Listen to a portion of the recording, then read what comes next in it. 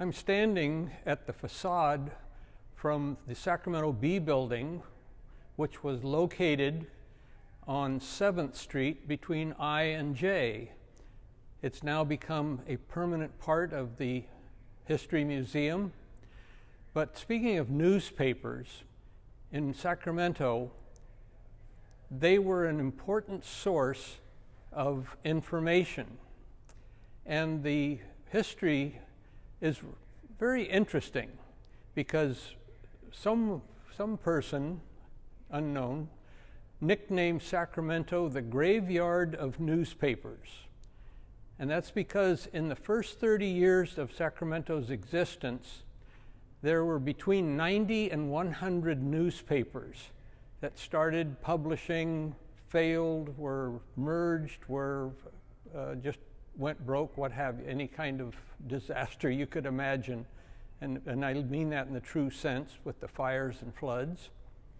But to get back to the beginning, the first newspaper was the Placer Times, and that was published from Sutter's Fort for a very short period of time.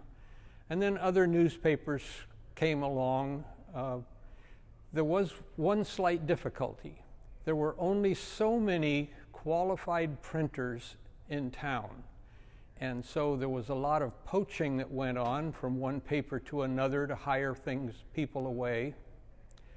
Some of the main newspapers would have been the Daily Union, which started publishing in 1851, and another notable newspaper was the Daily Bee. Now, the Bee started publishing in 1857.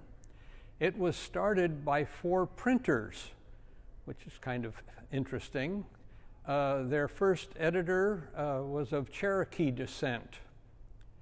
But they published, in fact, what has become the Daily Bee, which emerged and became the Sacramento Bee. The papers were your primary source of information. And so they were very, very prominent and very important in the day. Thank you.